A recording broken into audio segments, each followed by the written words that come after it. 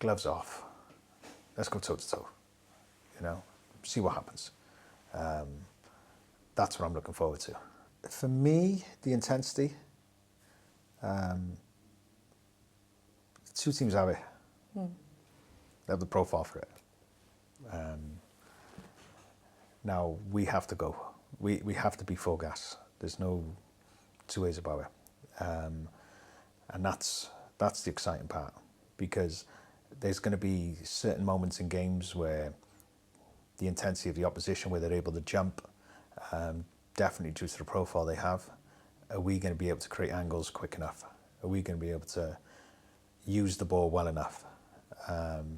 These moments are going to test you.